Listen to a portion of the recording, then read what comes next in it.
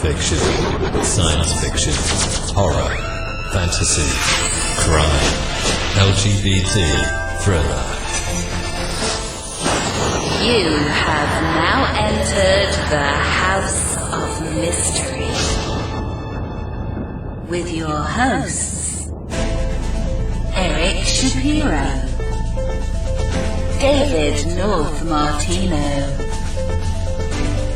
John Copenhaver, and Al Warren. Heard on KCAA 106.5 FM Los Angeles, 102.3 FM Riverside, and 105.0 AM Palm Springs. Now joining us, Greg Lawson. Thank you very much for taking some time to talk with us tonight. You're welcome. I enjoy it. Oh, good. Now, from my little bit of research in that, you're quite the research specialist, and you've done a lot on Roswell. And so I thought, maybe to start things out, maybe you tell us a little bit about yourself, and then we can get into the events of 1947. So, who is Greg Lawson? Yeah, that's a good question. I'm a 51-year-old man. I spent 10 years in the military. I have a condition called AFADD. It's called Armed Forces Attention Deficit Disorder. I did 4 years Army, 4 years Navy, and 2 years Air Force. I never made it over to the Marine Corps. I was kind of done after the 10th year there. But in the Army, I was an infantry parachutist. In the Navy, I was an operations specialist on Nimitz. And in the Air Force, I was a security forces person.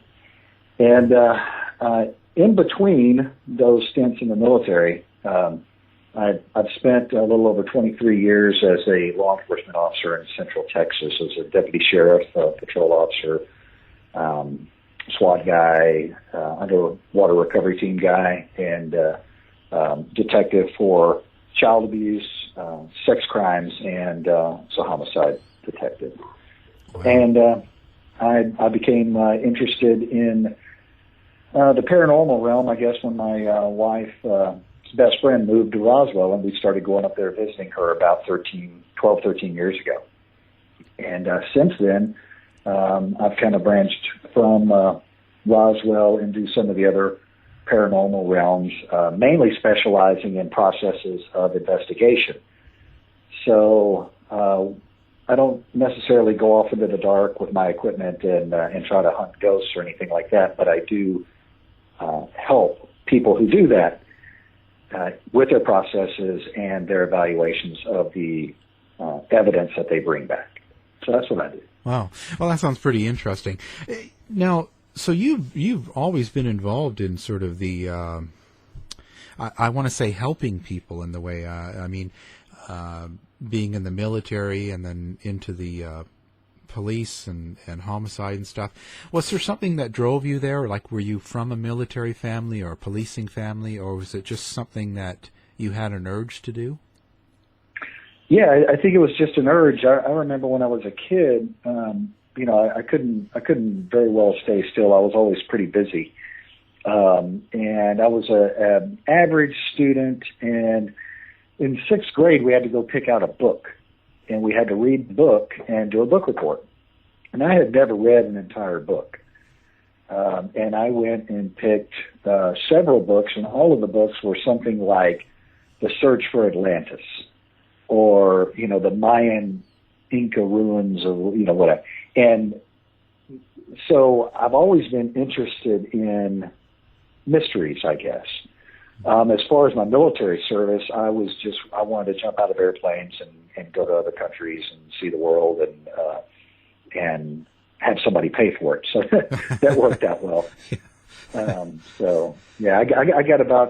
got a little over 50 countries between the three branches. So I got to travel quite a bit and had a really good time doing it. So people say, thank you for your service. I say, thank you for paying for it, because I got to do some good traveling. Yeah. Well, no, but that's great. It's good. It's good to hear. I see and hear so much in the media because I'm part of it, about the ups and downs and bads and goods about policing and stuff like that. And I try not to jump on the thank you for your service, but I certainly do the old, I really appreciate police and military, and that they change their lives and do this to keep our country the way it is. So I certainly really appreciate it, and I have a lot of respect for people that put their whole lives to it, because you've really dedicated. I mean, you're 51 now, so you've dedicated really your life for this kind of service. Pretty much my whole adult life, except for about 2 years. Yeah. Yeah. And there's a lot of great people in the military. There's a lot of great people in law enforcement, and we have some bad people too. Yeah. Just like we have some bad priests and some bad dentists and some bad, veterinarians. We have that percentage of the people that fall through the cracks, and then we make, they do something. If a cop lies, all cops lie. Right. That's the way people kind of perceive it. So, yeah. But especially for cops understand this. It's like the sheepdog. The sheep, they don't like it. The sheep don't like us. I just said sheep. The sheep don't necessarily care for us, right. And the wolves don't care for us. Yeah. And we understand that, and that's just the way it is. And we know that what our purpose is, and we're going to get, blackballed sometime. We're going to get treated bad sometime. But we understand that's part of the job, and you, if you get knocked down, you get back up, dust off, and try to go make the best decision you can. Yeah. So. Yeah. I mean, that's the positive way you can look at it. And I just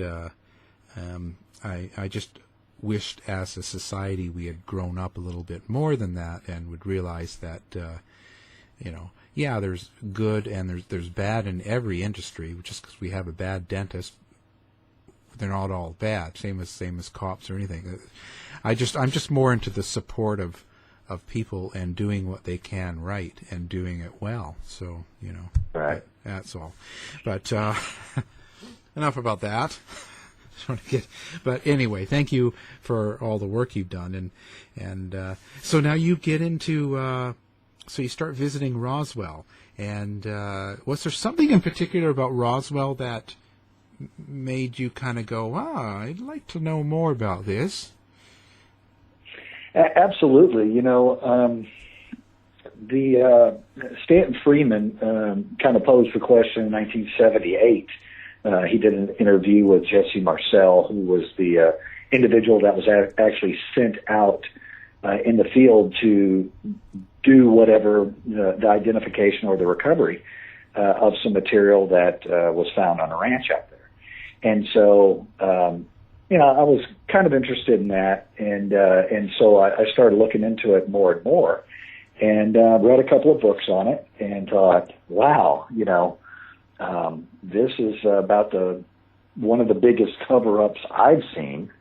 And the thing about it is you got to remember, this happened in 1947. Right. So Stanton Freeman poses the question in 1978. Well, that's 31 years later. That is a cold case. Yeah. And when you're looking at something like Roswell, Roswell was Roswell Army Airfield. So it was right in the middle, a little bit past the middle, of the transition of the Army Air Corps turning into the United States Air Force.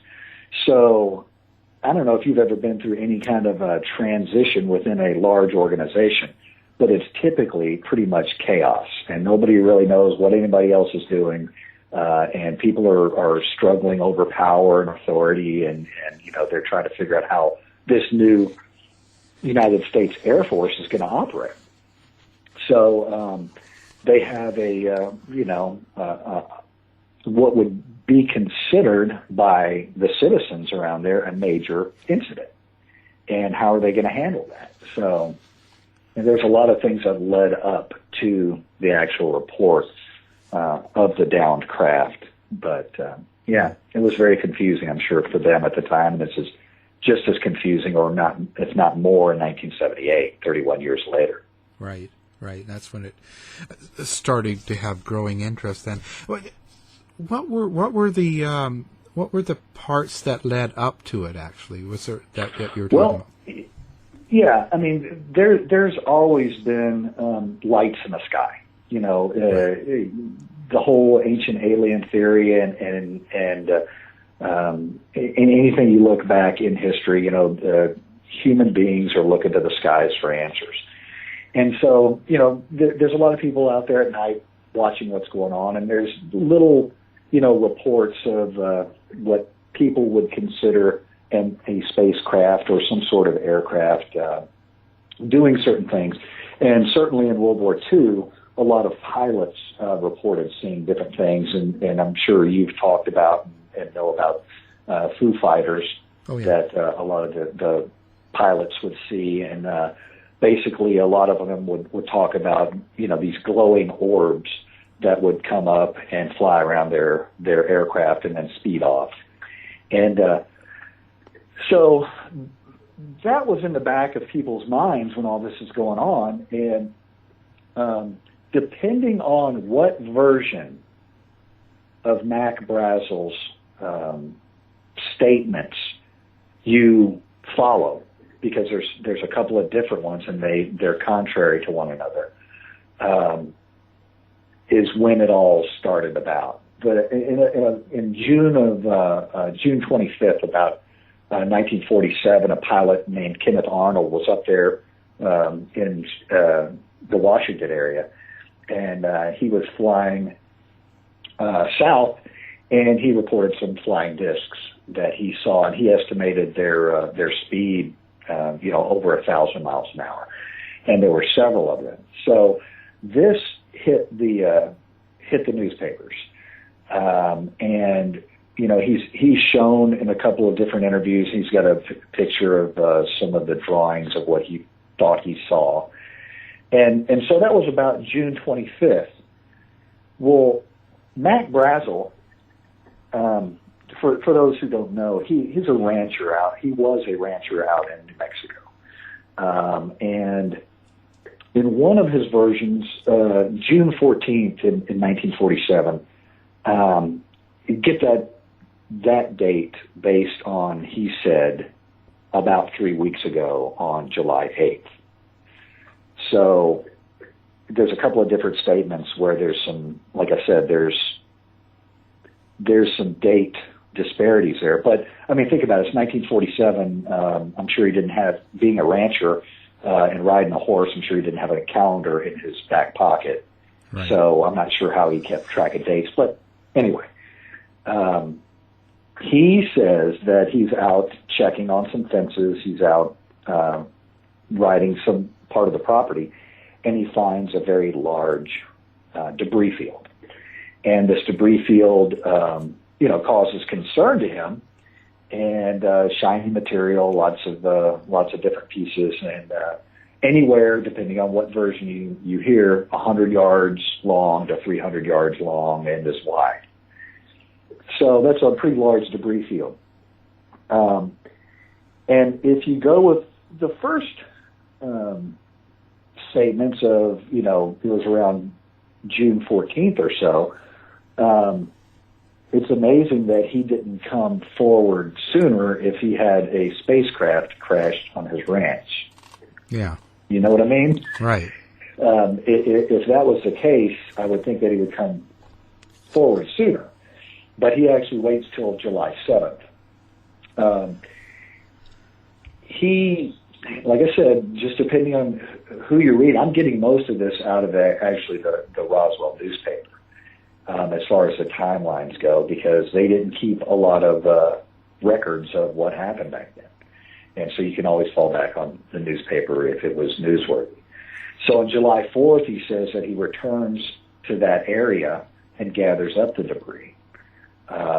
Some accounts say it was his family with him, and depends on, like I said, who you're listening to. But bottom line, he's out there, he finds this debris, he collects it up, and when he goes into town on July 7th, he goes straight to the sheriff. And there's a guy named George Wilcox.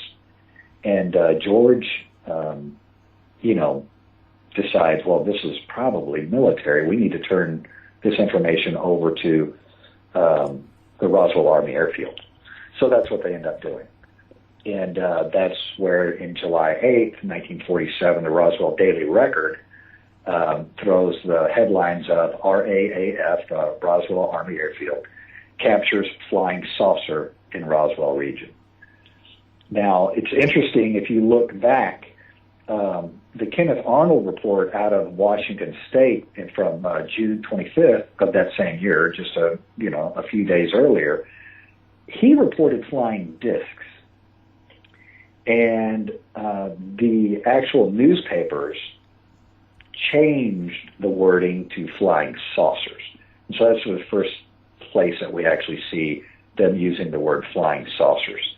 So that's interesting on how, the evolution of a story flows, and certain things get said later that weren't said in what I call an alpha report.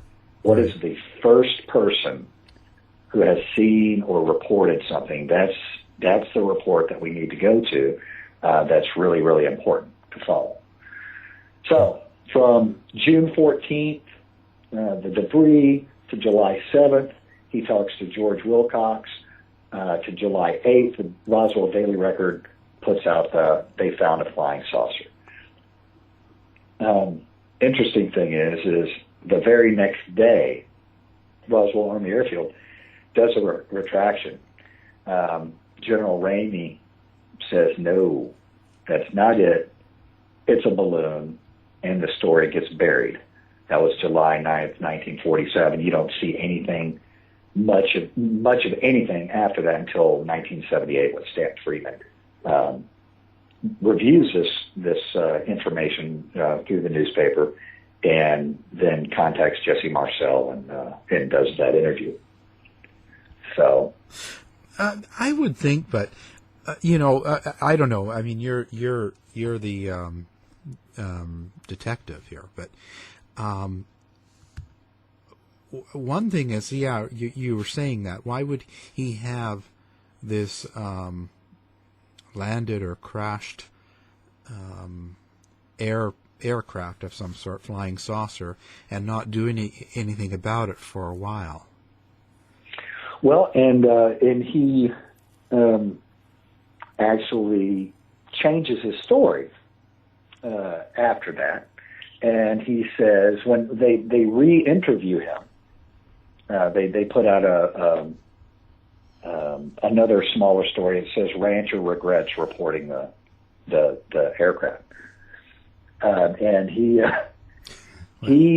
then says that it was on July 4th that he found it and he collected it up, and he's so far out there in the country that he had some things to take care of, and he brought it in on July 7th. But depending on whose version of the Roswell incident you really put credence in, Randall and Schmidt did a book, UFO Crash at Roswell, and Don Schmidt and Tom Carey, Kevin Randall, really did the meat and potatoes of this stuff. I mean, Stanton Freeman came forward and got this thing going, but Randall, Schmidt, and Carey really stuck to it and kept interviewing people. And so, the UFO Crash at Roswell, not the day after Roswell, the truth about the crash at Roswell, those are some of my some of the best books that I've read as far as the in-depth research. I would have never interviewed 300 people on anything. I wouldn't have done it. In the kind of cases that I work, one of the number one things that we have to fall back on is case management. Right. And case management, you have to look at everything and say what's important and what's not. Now, the things that aren't important doesn't necessarily mean you're not going to get to them. We're just not going to do them first. So out of the 300 people that you would interview, I'm pretty sure you could probably put the case to bed with, 10 or less good witnesses. You might need another 20 to support some of the things that they said, but 30 witnesses, that's a lot. Yeah. So, Randall and Schmidt and Carey, I mean, they've interviewed hundreds of people about this. And that's where some of the debunkers and Roswell haters, call the Roswellian syndrome, is everybody wanted to jump on the bandwagon and, they're writing a book. Yeah, I saw something, and they come running up and want to be a part of it. Yeah. So. And that's great. But when you get back to the, why did he change his story? When someone changes their story initially, it's usually because you're trying to hide something, or you're, or trying to get something, or you're trying to please someone, right? Like you're aiming your story to make them like what you're saying, or what did you ever figure kind of what the option of why he would have originally, why he changed his story, period? Like at this point, so many years after, it would be pure speculation on my part. Of course, yeah. There are some theories behind it. I tend to go with the first story told. Okay. So if his first story says, about 3 weeks prior to July 8th, so it's July 8th and he's speaking. He says, yeah, about 3 weeks ago, I saw this material. Right. Had some stuff to do. I had to take care of this. And then I went back over there and I collected it up day before yesterday. And I thought I'd bring some of it into town and show you, and, whatever happens, happens. So I tend to stick with the Alpha report. I stick with the first thing that comes forward, and try to work from there. And as you're asking, why would he change his story later? Well, the researchers, the guys that are really the real Roswell researchers, they dug off into this, and they believe that the Roswell Army Airfield, the Counterintelligence Corps, the intel people at Roswell, and the Roswell chain of command pressured him into changing his story so that they could hide the timeline. And depending on what the timeline was, whether they're actually trying to hide a UFO that crashed out there, or whether they were trying to hide the fact that a secret project crashed out there, because no matter what anybody thinks of this situation, that happened. Yeah. Something crashed out there. That's not anything that's in doubt. What's in doubt is, was it an extraterrestrial craft that traveled through time and space, thousands of light years in order to get struck by lightning over New Mexico and crash in the desert? That seems a little, if you can make it that far without, damaging yourself, and you're going to get struck by lightning on Earth, that's not a good story. No. And there's hypothesis about, there was a lightning storm and the spacecraft got struck by lightning and it crashed. Well, they need they need some serious work on their airframes, because we have aircraft all the time that get struck by lightning. Yeah. Well, maybe not all the time, but it doesn't down the aircraft right there. Thanks. I'm flying tomorrow. So. Yeah, you're welcome. Yeah, how's the weather? Yeah. You don't have a lot of lightning out there. That's good. Yeah, well, that's good. But yeah, so when you're looking at that, and that's completely plausible. You're a rancher. You're herding animals all day long. You just want to make a living. You want to go to church. You want to go have dinner. You want to have a family. Mm-hmm. And then you have these military people saying, hey, this is at the end of World War II, so everybody's thinking a little bit differently. There's a lot of patriotism, a lot of nationalism at that point. Right. So everybody wants to do their part for the war effort. So, you got a guy like a colonel from the Air Force or a general from the Air Force or officers from the Air Force telling you, look, this is really important to national security. I need you to say this. I need you to say that you found it yesterday. We went out there. We got it. It's just a weather balloon. Everything's fine. Let's move forward. And rightfully so, a good farmer would do that. He'd go, yep, I'm going to do that for my country because it's the right thing to do. Yeah.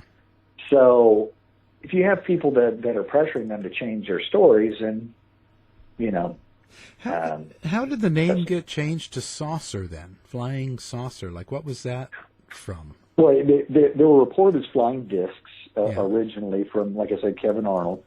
And just through the media, they just changed the noun from disc to saucer because it's kind of the same thing. Yeah, the same thing. But it was a newspaper reporter that did that. Nobody that saw a flying saucer report a flying saucer. Kevin Arnold reported flying discs, right. And then the newspaper reporter turned around. And I don't know whether I can't remember how they were sharing, the articles between. I don't know if it's teletype back then or how they were doing it, but anyway, so they got it and they just stuck a new title on it. Yeah. And so, yeah, it's a good one. Yeah. I like Flying Saucer. Well, I mean, I just hope that he got some sort of credit and royalties. They should have. Yeah, they should have looked it up. I should look that up and figure out who did that. Who was the first one that coined it? The amount of time it's been used by now, God, they. Oh yeah. Yeah, man. Yeah. But that was a big deal when it happened. What didn't they make it seem that way on the TV and news reports that all the cops and the whole town all came out for the crash. Now, that's all just fake, right? You see, that never happened. They've just done that for a movie, right? Right. There was only a handful of people that were directly involved in it. You got Mac Brazel, the rancher. Right. You got Floyd and Loretta Proctor. They were the owner of the Proctor Ranch. They're the ones that told Mac he should go report it. You got George Wilcox, who's the sheriff of Chavez County. And Wilcox, when they end up reporting to Roswell Army Airfield, I don't know the actual chain, but Jesse Marcel, this information landed in Major Jesse Marcel's lap, and he was the intelligence officer for the Roswell Army Airfield.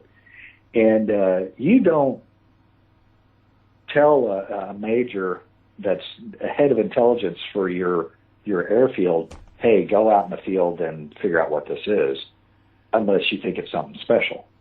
If it's a weather balloon, they're going to send an enlisted person or a non-commissioned officer out there to collect up the stuff. They're not going to send the intel officer out there. And they're certainly not going to send the intelligence officer out there with two guys from the Counterintelligence Corps. And for those people who don't know what the Counterintelligence Corps is, they're the military people that lie to everybody to throw you off track. They're the counterintelligence. You got intelligence, you're trying to gather information. Counterintelligence, guess what you're doing? You're disseminating bad information. So when you have the intelligence officer, then you got Captain Sheridan Cabot and a sergeant with him, Sergeant Rickett, who was the NCOIC. He's a non-commissioned officer in charge of the Counterintelligence Corps. They all jump, depending on what version you listen to, they jump in cars and they head out there, and Mac Brazel goes to show them the site. Some accounts of it is the counterintelligence guys actually drove trucks out there, or at least a truck out there to collect that debris. Like I said, there's no reports on any of this. They didn't, people say, well, we got to find, the reports of what happened. Well, back then, you got to remember, we're switching from the Army to the Air Force. They were used to aircraft crashing. You got a bulldozer out there, pushed it out of the way, got brooms, swept it off, and kept landing aircraft. It was wartime. They didn't have big manuals to go, okay, what is the skid ratio and the coefficient of friction when this aircraft hit the ground the way they do now to determine how airframes, respond to impact and what the G rates are. They didn't have that stuff. Yeah. So they weren't, if they were working off anything, they were working out of a Big Chief tablet and a Crayola or something, just writing down possibly what, radio frequency they're operating off of and what their latitude and longitude was. So it's really suspicious that they would send this group of people out in order to collect that information or collect the debris also. And that's something that you can fall back and go, well, maybe something else happened. Maybe Stanton Freeman's idea of that wasn't actually the crash site. Maybe the spaceship was traveling so fast that this is just an area where it hit the ground and skipped off the ground, just like a pebble on a stream, right? You're throwing pebbles on a stream, they can kind of skip across there. Well, that area out there isn't as flat as glass, but if an aircraft came in at a really super high rate of speed, something that probably faster than anything that we can even imagine, and it would hit there, that would tend to make you believe maybe it would strip some of the outer skin of the structure off, leave that behind, and the actual, craft crashed in a different location.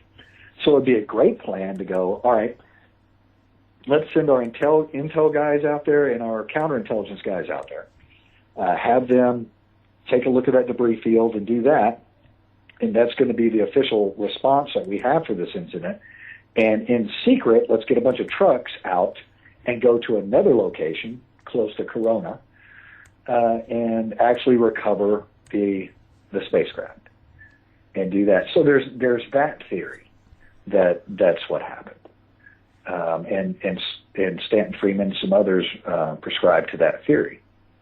And at least the crash of Corona idea. Right.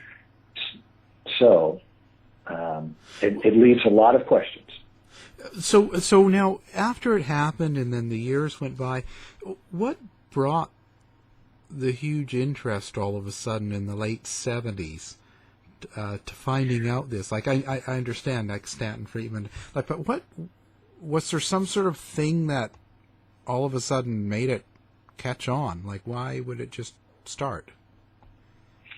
Well, I think when you have an intelligence officer that admits that he lied in official records when he was, there, and that would be Jesse Marcel saying, yeah, I lied about that. I was told to lie about that, and that's not what happened. This is what happened. So, that perks a lot of people's interest because it was, it was essentially not a debunked, but it was buried.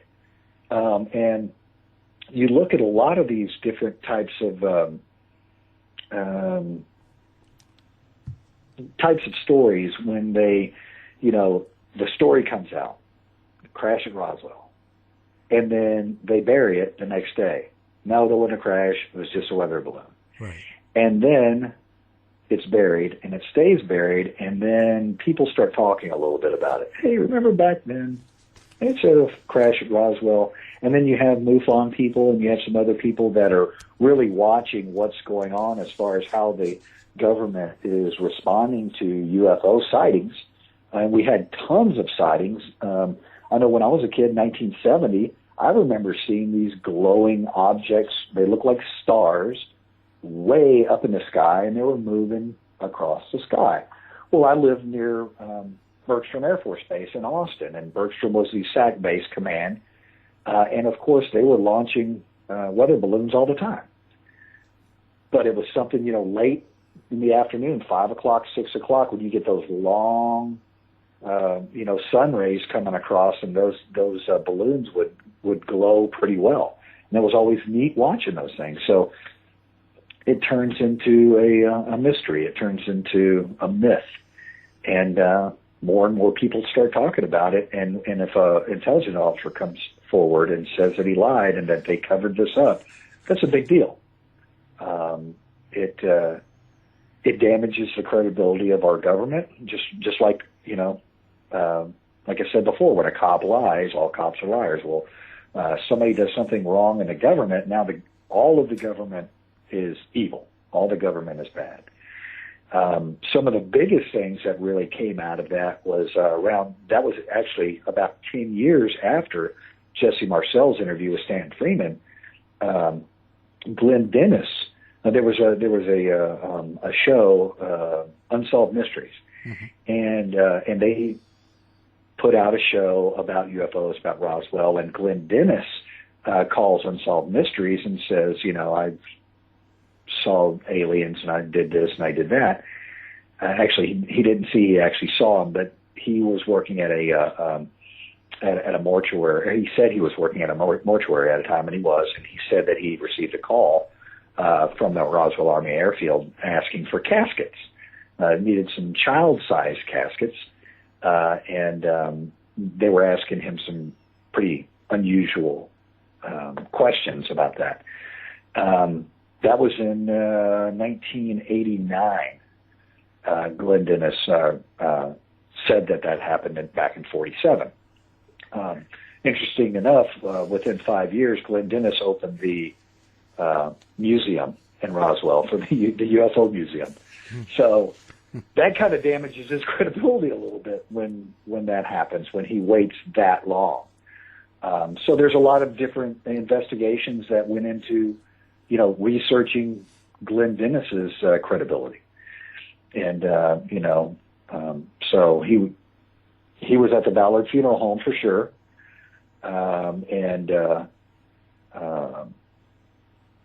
A lot of the stuff that he talked about was actually impeached by Schmidt and Carey and others. He changed some of his story. He had said that he was friends with a nurse at the Roswell Army Airfield Hospital, and that she had said that she experienced involvement with the aliens that they brought in from the crash, and he changed her name twice, so that when you start covering up your trail that can corroborate your evidence or your testimony, that's a big red flag. Right. And then if you call into a hotline while you're watching Unsolved Mysteries in 1989, and then in 1991 you're one of the founders of the International UFO Museum and Research Center in Roswell, that causes some problems and makes people wonder what's going on. Well, yeah. I mean, that's really a good promotional tool. So now of the books, when the original, when they had like were taking all these witness accounts, having like 300 of them. What did they have problems really getting 300 good witness accounts? I mean, isn't that really tough to do? Absolutely, and I want to say, Don Schmidt is probably, I bet he's done over 500. He's a machine. Him and Tom Carey are just machines. That's if they're not, taking care of family or doing something directly to make money, they're doing Roswell research. Those guys are machines, and they've done a great job. But like I said, if you go around and if I walk up to some people and I say, hey, I'm a well-known writer, and I'm doing a research on this particular incident, and you describe the incident, and I'm looking for people that I can interview that I'm going to put in my book. Do you know anything about it? And there's a lot of people that will just step right into that role. Oh, yeah, I sure do. My grandfather was there. He told me all about it. He had this piece of material that he was afraid that the government was going to come get, so he buried it in the back part of our property, and I've never been able to find it. Or stories along those lines. Right. So that's where that thing is where, you can watch TV shows and cop shows, and you can kind of see what you think a cop does and how he behaves and the way he interviews people. Or, you can go to some of the very in-depth interview schools, and some of the most basic interview schools, of course, are going to be in your basic law enforcement course.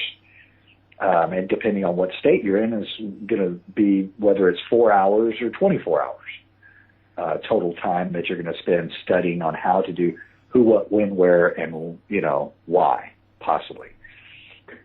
And then there's other schools outside. The Department of Justice does a lot of interview schools, and then you have private companies like the Reed technique, and you can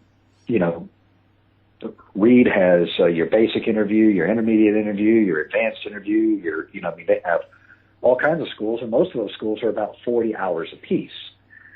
So there are a lot of things that you have to look for. And I'm not saying you have to interrogate somebody who is an experiencer of a paranormal event. Mm-hmm. What I'm saying is it's really good to have that background, so when you're talking to somebody, and they start throwing up signs of deception, that you're able to pick that up. Now, when they're doing that, that doesn't necessarily mean that they're lying about the incident. They could be lying about something surrounding the incident that they don't want someone else to know. So I hear cops all the time, I knew he was lying. I could tell a liar from a mile away. No, you can't. Mm. And you can't do it with a polygraph machine either. Polygraph machine is a tool for interviewing. Just because you're getting indications on a polygraph that the individual is lying about a question, as I said before, it doesn't mean that he's lying about that specific question. He could be lying to cover up his knowledge because he doesn't want his wife to know he was at that location at the time. Right. So he could be lying about something other than what the information that you're trying to get from him. And it makes him look like he's being deceptive on the question that you're answering, which is not necessarily true. So deception, dishonesty, they could be tricking you just for fun. Think about the, people that are just hoaxing just for fun. Yeah, yeah. Or they're trying to perform some sort of fraud, cheating you out of something, or, like you said before, what is their motivation? Maybe they're getting something out of this. Recognition by being in a book, or credibility for opening a business, or whatever. So yeah, when it said, just in the reading, it was over 300 plus individuals, but only 41 of them were considered genuine first or second-hand witnesses. Right. So I mean, even then, and you as a officer, I mean, how many times have you heard different stories from witnesses that were just really not true for whatever reason? Once a week, at least. So yeah, and that's not even picking out saying that they were just bad people or liars or whatever. It just happens. People make mistakes, and when sometimes they're emotionally excited or whatever the reason, they don't always report accurate events. Absolutely, and people are prone to exaggeration, overstatement, embellishment, amplification, all kinds of different, enhancements of their story. And we are a creative people. We're a creative creature, and our brains try to make sense of the things that we see that's a mystery. We try to fill things in automatically, things that we see. You can just play that. You can go online and just, play those visual games all day long, and our brain will fill in straight lines and circles and all kinds of other things that are not there. But because it recognizes a pattern in one part, it'll automatically fill that pattern in. And then you have, all kinds of subconscious thought. You have a lot of things in your midbrain, in your amygdalas that are triggering facial recognition, and your brain is constantly trying to put things together. And so the interesting thing about your brain is much better at forgetting things than it is memorizing things. Yeah. So, when you're retelling a story, you're building that story as you go along, and you're filling in a lot of the gaps that you might not have really paid attention to. It's interesting also, the interviewer, it's how you ask the question a lot of times is how embellished or how amplified the statement is. And I'll give you an example of, I can take somebody who has witnessed a collision between two cars, and I can say, about how fast were the cars going, or I can say, about what speed were the cars going when they touched each other. And they'll say, 30 miles an hour. And then if I said, how fast were the cars going when they ran into each other? Maybe 32, 35 miles an hour. How fast were they going when they smashed into each other? About 40, 45 miles an hour. Mm-hmm. How fast were they going when they careened into each other and came apart? And probably 70. Yeah. It depends on how. And there's a lot of people out there that go, "Oh, that's not true." Well, it is. You just need to do some reading on some peer-reviewed studies on interview techniques. Oh yeah. And it absolutely matters.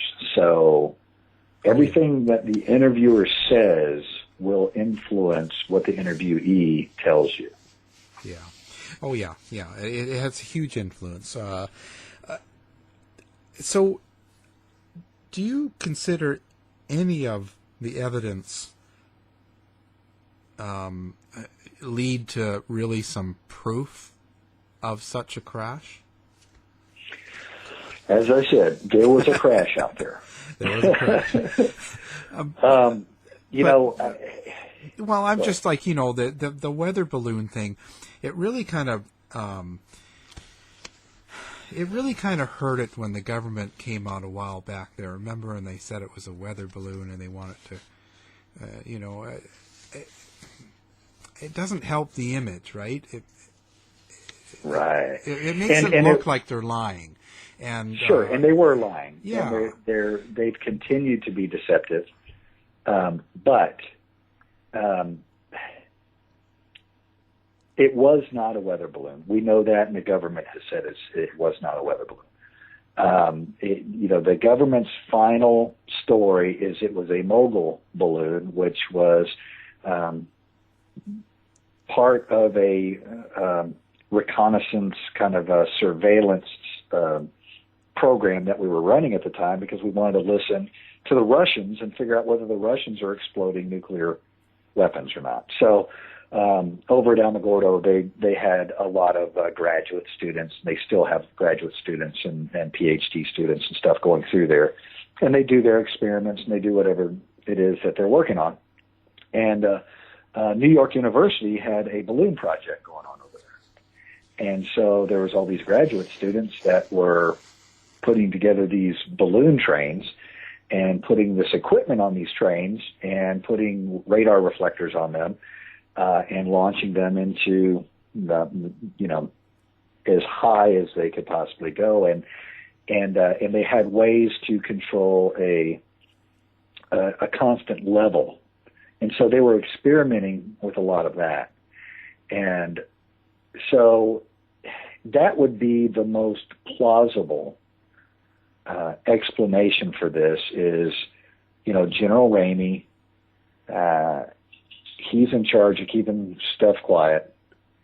And, it would make sense that if they were running a top secret, constant level flight balloon program, and these kids from New York University were part of that, it would make sense to make up some sort of story to get them off track.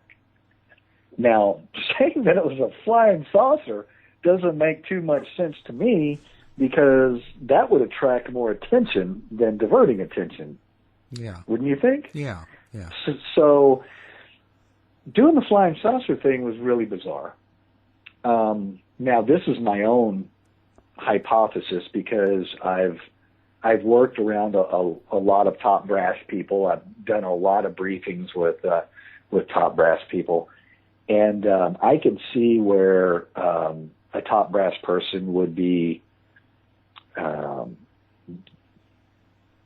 frustrated with what's going on. And I can see him turn around and going, I don't care what you say, get it buried, get it done. I don't want to hear this anymore. And so that individual goes around and goes, hey, it was a flying saucer. No problem here. And then the top brass person goes, whoa, wait a second. What are you talking about? It's not a flying saucer. Tell them it's a weather balloon. Okay. And so they go back, and I can see that happening. Now, other people that have investigated this stuff would say, oh, my God, that would never happen. The 508, bomb group, that would never happen. These were the most squared away people we had in the military. They were the only ones that were delivering the atomic bomb. That would not have happened. Well, I've been around a lot of upper echelon military people, and I'm telling you, things like this do happen. But that would make a plausible part of that. The rest of it just doesn't make a whole lot of sense the way that they did the whole cover-up. It doesn't flow well. Let's put it that way. Yeah. So if you're going to bury something, why wouldn't you say it's a weather balloon to begin with instead of coming out? It's a flying saucer. Don't you know everybody is going to want to come look at it? Yeah. Why would you say that? That's crazy. Yeah. I mean, mistakes happen. No. They do. And, Walter Hott was the public information officer, and he's the one that did the press release. He would not have done a press release without writing it up and handing it to someone, I would say at least, Colonel Blanchard, who was the commander of the Roswell Army Airfield at the time. He would have, I would think, at bare minimum, have seen that before it went out, unless he just, gave it to maybe, I don't know, some other officer that might have been in charge. Maybe Blanchard didn't want to have anything to do with it, or he regulated it to his second in command. But I mean, obviously, once it went out, they immediately recanted that and pulled it back. And the interesting thing is Walter Hott. He was a young guy at the time. He had been in World War II and stuff, but he was a young guy. And later in life, he actually comes forward and does a couple of affidavits, some sworn statements that he actually saw part of the aircraft and he saw an alien. Right. And one of those affidavits was a sealed affidavit. He said he didn't want open until after he died. So there's, you could throw that in there with the mix. So you're looking at deathbed confessions of guys, and you would think, okay, well, what would the motivation be for doing this at this time? Is he trying to clear his conscience, or is he trying to become famous for his kids or his grandkids? What would the motivation be? Or maybe he's sat around all those years and thought about it. Yeah, and some of the comments on his deathbed, it's they kind of slam it, saying that the document was never written by Hott, and right. And also at his age, and he was having some cognitive issues. Right. So you could throw all that in there. That's the problem. I worked a murder case one time, and the individuals that committed the murder both got close to 100 years in jail. And to this day, I was in charge of the case. To this day, I don't know why they did this. And the main reason is because they lied to me so much that I don't know what to believe anymore. And that's what happens when you read this case. If you're being objective about this whole investigation, at what point do you go, I don't know what's real and what's not, because the government continues to lie to us all throughout this. You know, when Stanton stepped in and really started doing open records requests and really kind of trying to flesh out this stuff,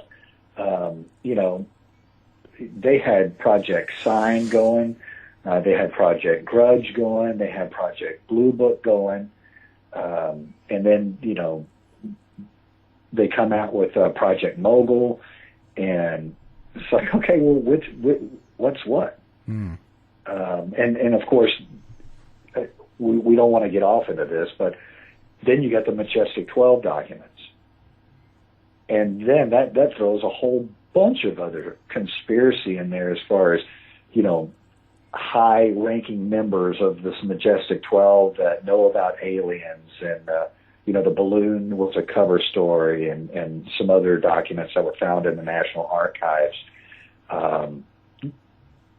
that weren't cataloged the way the National Archives would catalog them, and they were found by two guys that were doing UFO research. So that would be really handy to go in the National Archives, bring this stuff with you, and go, look what I found. Yeah.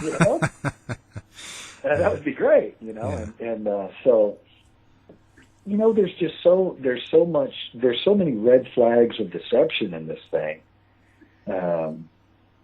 It's hard to. Yeah, it'd be really tough to find an actual truth, because one thing leads to another, and it's just confusing. What about did you get off on the Area 51 type thing and get into any of the research in that, or? I've read about Area 51. I've been there, took some pictures there. I was a tourist there. Right. Area 51, that's one of those things where that's a top secret military base, and we need to respect that. Right. And whatever the heck they're doing over there, keep doing it, because we need to stay on the cutting edge of our defense, and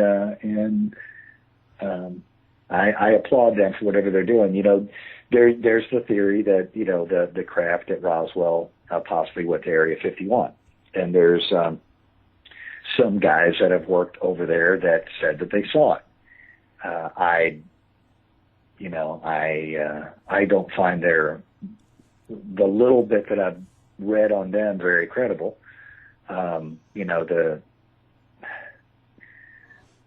There's a lot of different ideas as far as where the aircraft could have gone to. Yeah. And so I don't know enough about Area 51, other than, like I said, I've been there, taking some pictures, and went to the Little Alien.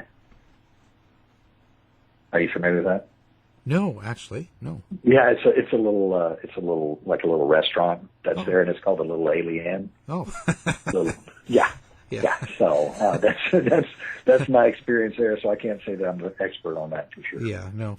It's just when we had Annie Jacobson, the journalist, and that she wrote that Area 51, the uncensored, and has that memorandum that's from the FBI, and it's claiming of 3 so-called flying saucers and stuff. And of course, she has simulated her basic theory is that it's it was Germans, that it was recruited from the war. She is a fantastic reporter. Yeah. Her book is a lot bigger than any of my books, so I can't really say. No. She's got some major publishers behind her. Yeah. But yeah, that's. It's just some of the ideas. There's a lot of controversy in that book. Just some of the idea that it could be something like that, and if they're dealing with flying saucers and stuff, again, it's so endless. Do you ever think there will be a resolution to this? I don't know. I don't know. The only thing that they could do at this point is bring some of the material forward. Jesse Marcel, intelligence officer, essentially says he goes to the site, recovers material, brings it back. They put him on an aircraft. They fly him to Carswell Air Force Base. General Ramey has a meeting with him. He says he goes in, he shows General Ramey the material, they look at it. He steps out of the office, goes to another location, comes back, and General Ramey has replaced all that material with the balloon material, and that's where the photographs come from. That was basically Jesse's last statement of what happened. And so why Jesse Marcel would come forward after a good career in the Air Force and change his story back to the UFO story, I don't see a lot of motivation for that, other than if he wanted to look like a crazy man in a, Roswell movie. Yeah. I don't see what he would have gotten out of that. And that's the other interesting thing about this whole deal. If I was a general, let's say, Clements McMullen was a deputy head of SAC at the time, the Strategic Air Command. He's over at the Pentagon. Now, everything I've read about McMullen is he was a micromanager. He was into everything. He controlled everything. If something like this happened in Roswell, and they came out with a UFO crash, and that's not what it was, and they had to retract it and everything, I would think McMullen would have lost his mind. What in the hell are you people doing out there? I would think that a Colonel William Blanchard, who's in charge of the Roswell Army Airfield, if he orchestrated this ridiculous debacle, instead of just saying right in the front, hey, it's a weather balloon, shut up, everybody go back to work. And that goes to General Roger Ramey, also command of 8th Air Force, over in Fort Worth. I'm a reasonable guy. I would have for sure replaced William Blanchard and put him on a desk somewhere, and he probably would have never had another promotion. But William Blanchard's career was impeccable. He ended up being one of the Joint Chiefs. He's at the top. He's talking to the president, years after this happens. How does a guy who runs this ridiculous debacle say it's a flying saucer? Oh wait, no, it's a balloon. I think that got replaced. Yeah. But they didn't. No. They didn't. William Blanchard was the man. He, Joint Chiefs. You don't get much higher than that in the military. So that's kind of not saying. That's kind of making it look like a cover-up. Oh, it is, absolutely, and there's no doubt. I mean, Colonel DuBose. You can go on to YouTube and just type in Colonel Thomas DuBose, and there's YouTube things. He's sitting right there. He goes, "It was a cover story. It was a lie. We were hiding everything." This cover story for the Mogul Project for that. But who are you going to believe? Yeah. It doesn't make any sense that you would say that it was a flying saucer or a flying disc, depending, on what they actually told them at the time. Yeah, yeah. So, you look at things like that, and it just throws, you think about one thing, and then you go, yeah, but you look at these complex systems of how all this communication works, and you think, well, that damaged the story here, and this supports the story, and then that damages the story, and another thing supports it, and it's pretty crazy. And it's like I said when we started off our conversation, this is one of the best cover-ups and most investigated cover-ups ever in the history of our country. Yeah, well, it's just amazing, just amazing. And the efforts that people go to, like taking. I was reading about that, taking the original telegram and reanalyzing it, and because and that on the picture with Roger Ramey is sitting there and he's got the paper in his hand. Yeah, like, boy, but that's like they've really gone to a lot of effort. Absolutely. Just like you said, let's say you got 300 interviews, right? Yeah. And the things that you have to consider when I'm doing case management, I have to look at quality over quantity.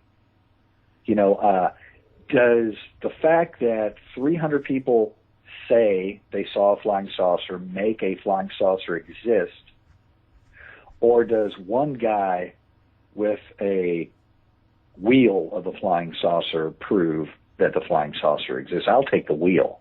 I'm going to take the physical evidence over human malleable memory anytime.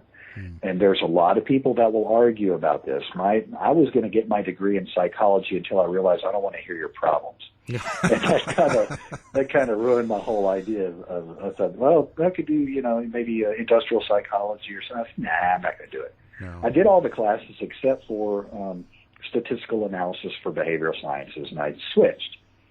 But the main thing is the people that study memory will tell you memories change.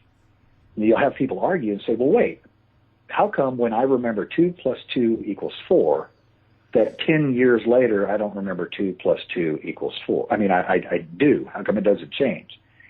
And that's a little bit different. When you're talking about rote memory, that's a little bit different than experiential memory. Mm-hmm.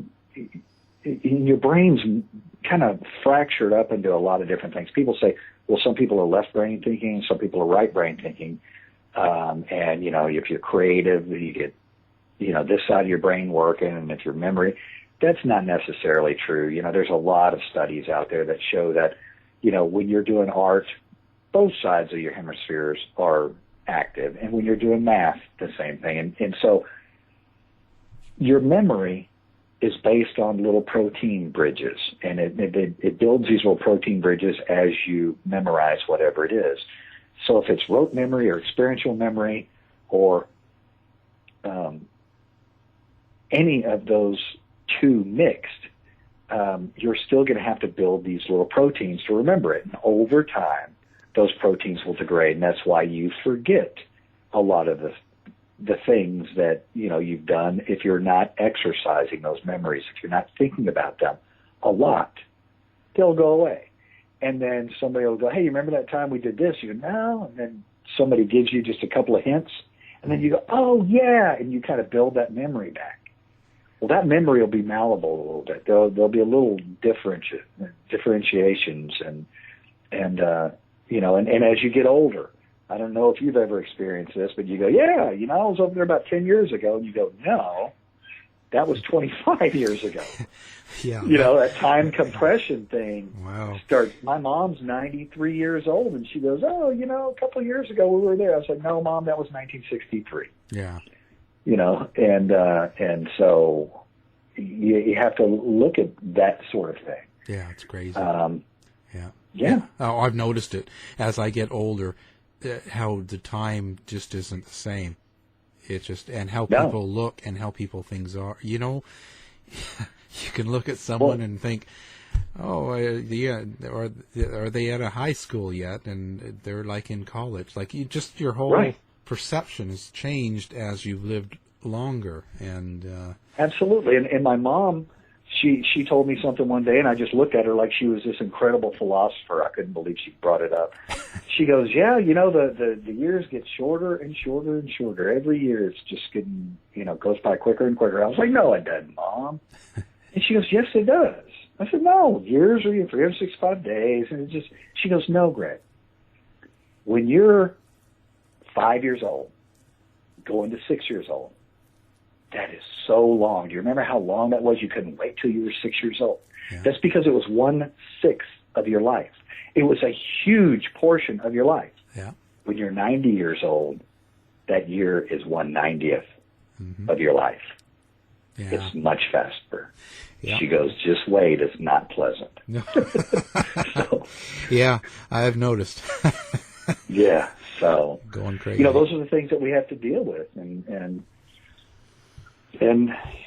you know, and then you have that whole syndrome of, you have the incident, then you have the debunking of the incident, you have the submergence of the incident, you have the, you know, mythologizing of the incident, and then it reemerges and everybody's interested in it. All of a sudden everybody wants to be an expert in it, and, you know, the media gets on it, everybody's on it, and all of a sudden, you know, you have your 500 interviews into this incident, and like you said, maybe 40 of them are actual first-hand knowledge, you know? Yeah. So it gets very, very diffused. Yeah. And I think, unfortunately, as time goes by, there's so much less of a chance of us really finding out what happened. You know, and plus, you're right, the media and the movies sort of give people their history, even though they're not accurate. Absolutely, they do. You bet, because you know, most of the people out there are not studying history. No. You know, and if they see it, you know, a movie, Noah's Ark was that movie that just came out. Did you go, oh my God? Yeah. That was crazy. I didn't realize, you know, like Lord of the Rings meets the Bible. Yeah. It was crazy.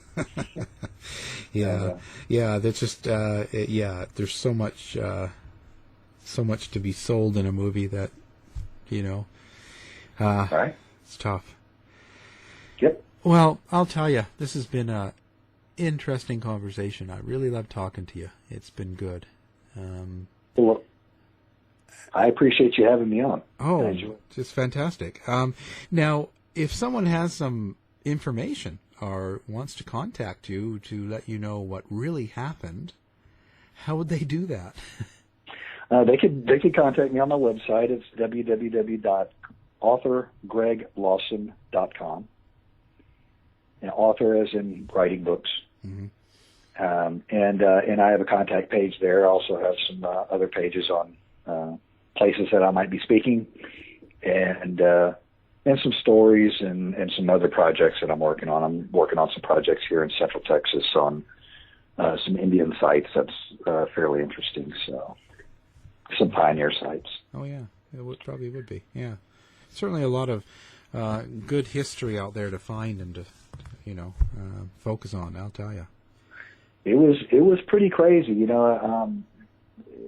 I pretty much grew up in Austin, and I didn't really think about Austin as being a frontier, a place where pioneers and Indians killed themselves on a regular basis, killed each other, I should say, on a regular basis, and I didn't think about the amount of debauchery that was going on in Austin when it was a young fledgling town on the frontier. But it was pretty wild down here, and especially being the capital of the state of Texas.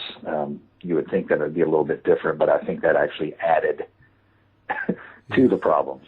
Imagine that. Yeah. Well, sir, thank you very much. I enjoyed it. Thank you. You've been listening to the House of Mystery radio show. To find out more about our guests, hosts, or shows, go to www.houseofmystery.com. Show's over for now. Was it as good for you as it was for me? Well, good night. This has been a production of Something Weird Media. I'll be back.